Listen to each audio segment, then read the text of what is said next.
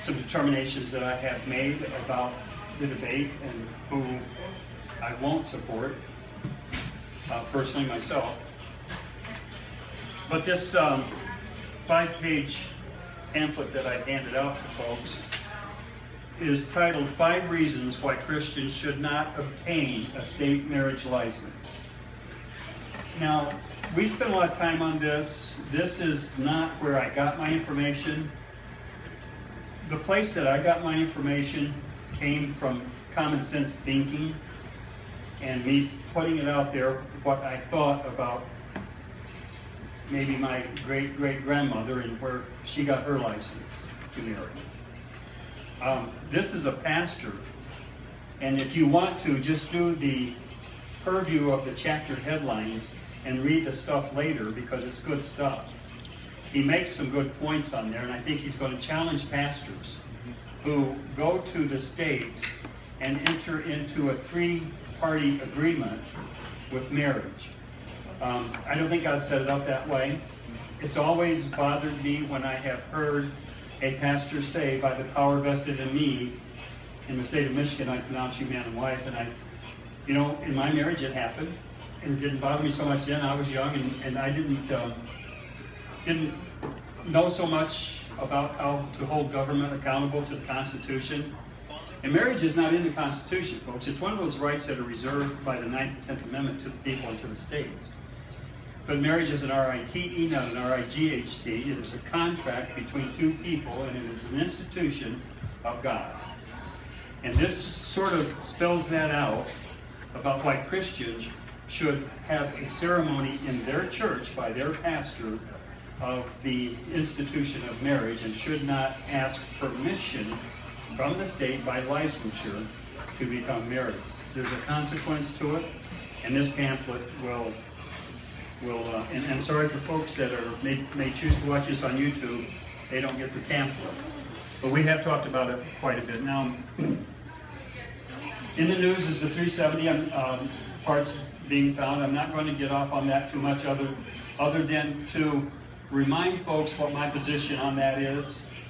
And since this is going on YouTube, I want it continually understood that my position is that that plane was taken by our own CIA in protection to keep another 9/11 from happening on our American soil.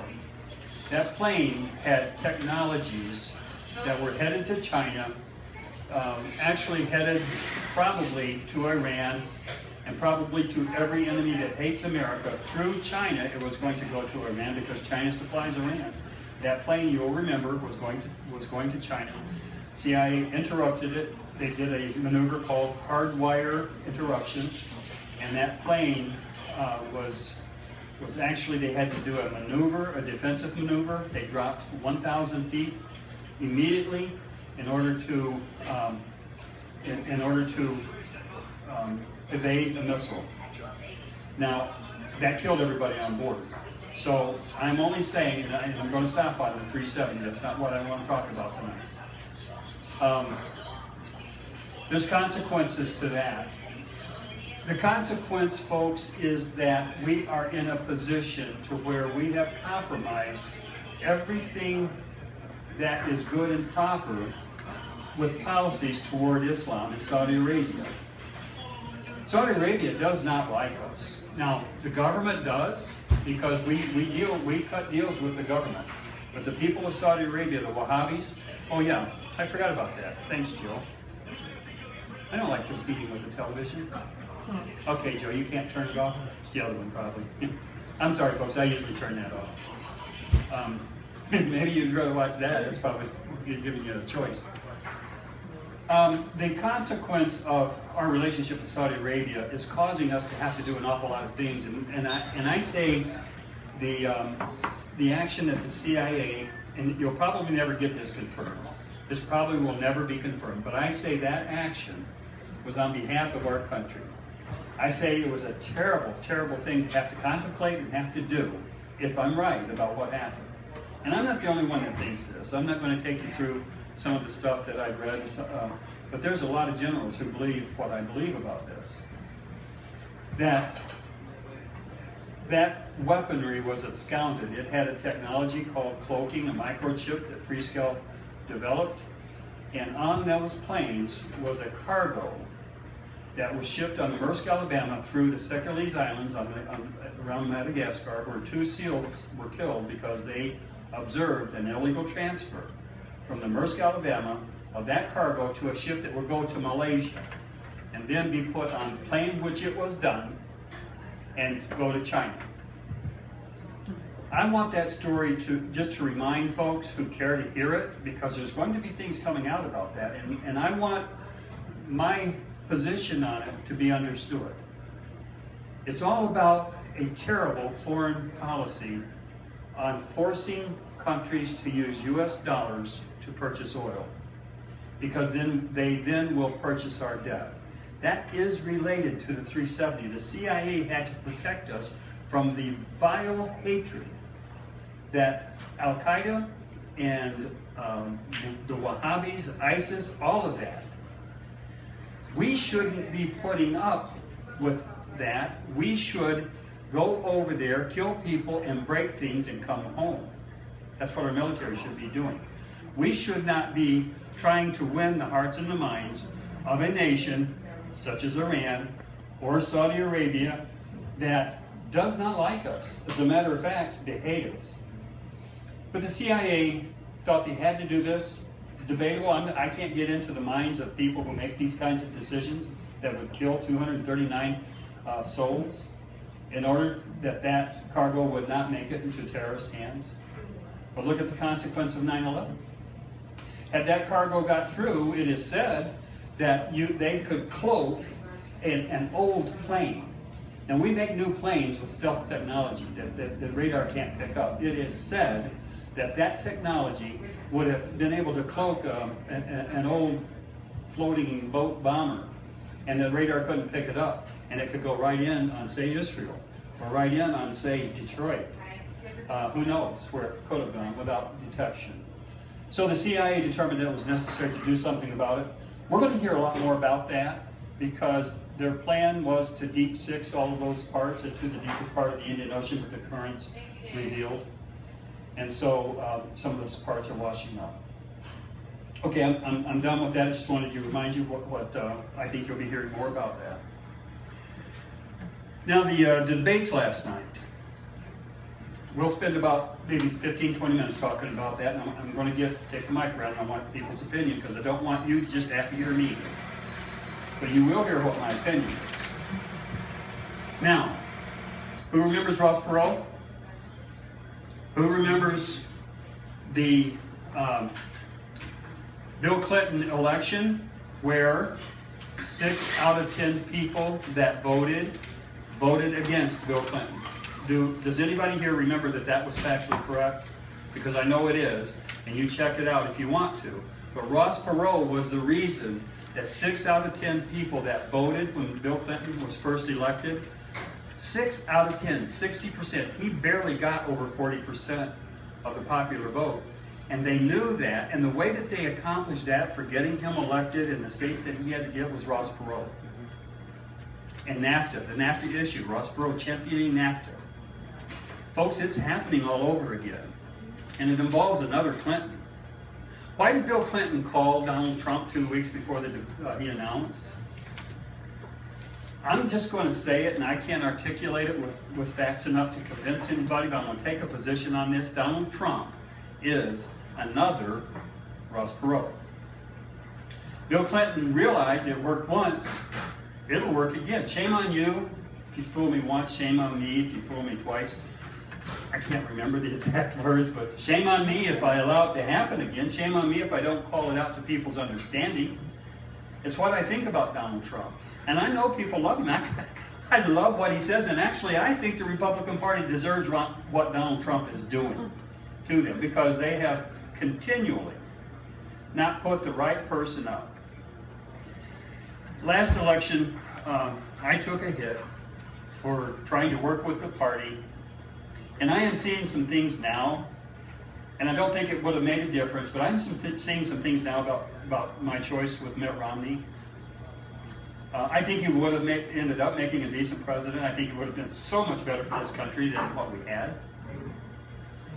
But he was not the firm conservative that the grassroots Republicans would rally behind. He wasn't the Baptist that evangelical Christians, and not just Baptist, but he was a Mormon. So there's a large cross-reference of evangelical Christians who are not Baptists. A lot of them are Lutherans. A lot of Catholics are evangelical folks. But they wouldn't come out to vote for the Mormon. And there was a price to pay for that. And it was second-term Obama. Because had they come out, the ones who voted, here's the thing. We have to remember this in this election, and what I'm getting ready to say to you about who I will not support is so relevant to what is going on here. I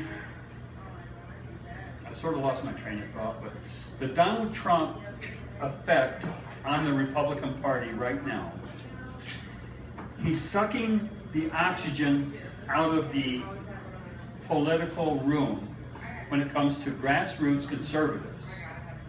The only person who is not being heard by Donald Trump's candidacy is Jeb Bush, because the traditional Republicans will not vary and will not separate from supporting him. The traditional established Republicans. Now, I don't want to make those folks my enemy. It was obvious last term that I reached out with an olive branch in supporting Mitt Romney. And I was rewarded by Mitt Romney for that, folks. I can tell you that there was 3 times that I introduced Mitt Romney. And there was one time that I sat on the same table with him, and it was on the national news. There was one time when Mitt Romney came over after he accepted the victory here in the primary in the state of Michigan. He came over, saw me on the sideline, came over to me and gave me a hug and said, "Dennis, thank you. I couldn't have done it without your help." And there are people in our caucus, they're not here tonight, but saw that on CNN. The CNN cameras were there, and they zeroed in and got a close-up. I am proud of that, folks. The reason I'm proud, it's not so much about me, but I would be lying to tell you if it wasn't, but it's about what you folks are in this caucus, and what through the efforts of all the folks who used to come, and who are now involved in other Tea parties, Bill Bigler, John Taylor, all of the efforts that we have, I am so proud of what we did. And it became, your director was able to do such a thing that could have affected this country, but we failed. We didn't get the job done. And it was because of the Chamber of Commerce folks that pulled out on Mitt Romney. Everybody thinks it was something different. I did tell Mitt Romney that it needed to be more like his father, a bulldog. He was too nice. He was just like a pastor. He had that trait, and I tried to tell him that I'm a drywall guy and not a political consultant, but it was true. And here we are faced with a dilemma. We're faced with a situation where the established Republican Party, whom I tried to reach out last election, will not be affected by this Donald Trump hyperbole. They won't. They're going to stick together. Now, what that means is the 5 true grassroots not necessarily Tea Party, but I'm going to say constitutional conservatives. See, here's what I say about myself, and I think it's so about our folks. I'm Christian, number 1, but I view my political activity through the Constitution, which makes me conservative, which also makes me have to be a Republican. So I'm Christian, Constitution, conservative, Republican. There's 5, probably 5, I may be leaving someone out, candidates out of these 20 who would fit that grassroots constitutional conservatism tag. These 5 are the ones who have taken the hit with Bill Clinton's strategy on bringing Donald Trump, I did that on purpose, on bringing Donald Trump into this race because it's going to have the same effect. He's taking all the options. How high do you think Ted Cruz would be rating-wise if Donald Trump's numbers weren't so high? See, Donald Trump is saying everything that we want to hear. We want the political class to be decimated. We're tired of it. Just like the established Republican Party, the established Democrat Party. I have had Democrats come to me and say, what do you think about that Trump? Man, I haven't voted. I know they're Democrats because if they voted, they would have voted Democrats because I know their philosophy. He told me, I haven't voted in 20 years, but I'm going to get back out, register to vote, and I'm going to vote for that Donald Trump guy because I like what he's saying. Now, you got to listen to this. That fella is not a registered Republican primary voter. These polls that you see about his numbers being so high in these polls that put him prime center on the varsity stage are representative of not necessarily registered Republican primary voters. So Donald Trump's success doesn't necessarily transfer into that vote, into the voting booth. But he is influencing some of those registered Republican voters. And so my mission is to at least call people out to have them consider the fact that he is another Ross Perot and that Ted Cruz isn't getting the oxygen that he should be getting. And you know what? Even Rand Paul, but there's one who I am watching very closely. And I've sent out an email, and it's Carly Fiorina. I got to tell you, folks, she was in the junior varsity debate last night, but she stole it. She literally stole that debate. And I think when she's in the varsity debate, which she will be the next time, that there's going to be some eyes turned with Carly Fiorina, because mine have been. I'm not openly supporting her now, but I'm telling you what I do choose to do because of this paperwork that I handed out to you about what treaties are. Ted Cruz is, I love him. I love Ted Cruz. I can't tell you that I know him well enough to say that's like a brotherly love, but I love what he stands for. I did meet him, and I did talk with him 15 minutes. Everything he says is what we stand for, folks. So the reason I got those papers out to you is so that you understand, even Black's Law Dictionary will define what a treaty is. It's an international agreement between two nations. Now, in our Constitution, Article 6, Section something or other, I'm not sure exactly, we have a thing called the Advice and Consent Clause of the U.S. Senate.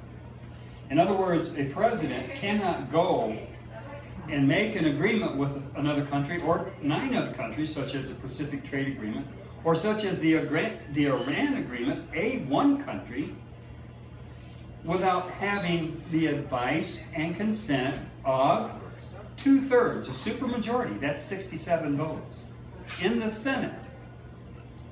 So, our wonderful Tea Party constitutional conservative, which he is all of that, how did he not consult, Ted Cruz, how did he not consult the Constitution when he voted for fast-track authority? Now, this is the question that I'm posing to Carly Fiorina. Sometimes I have trouble pronouncing her name, so I'm going to start saying I heart Carly. I can do that one. I don't know that I'm going to endorse her personally, but I tell you I do like her.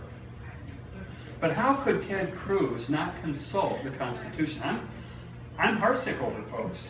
Really, because I wanted to go big with, and the Tea Party folks across the state and across the nation, and the constitutional conservatives are supporting Ted Cruz. If it were not for this thing that he has to address and explain to me, I would be right along with them on that. What does it take in some back smoke-filled room to get a constitutional conservative to give that kind of authority to an opposing party president? What does it take? I don't know. Maybe he saw something that we don't see. I don't think Ted Cruz is corrupt. I do not think he took money.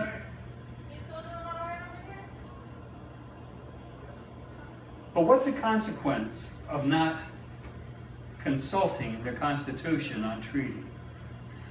What's the consequence on the Corker Amendment?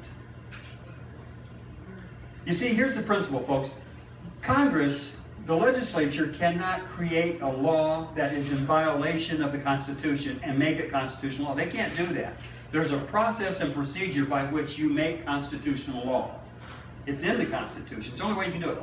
They cannot do this thing called the Corker Amendment that gives fast-track authority to the president on the Iran nuclear deal. Now here we are suffering a consequence. Even Democrats today, Schumer has come out against that deal. A Democrat. Our world is being turned upside down politically, folks. We are not consulting the Constitution when it comes to fast-track authority and advice and consent of the Senate. Here's the thing. I'm totally willing to pause while these folks need to leave. And I just want to say that I'm truly thankful that you folks come.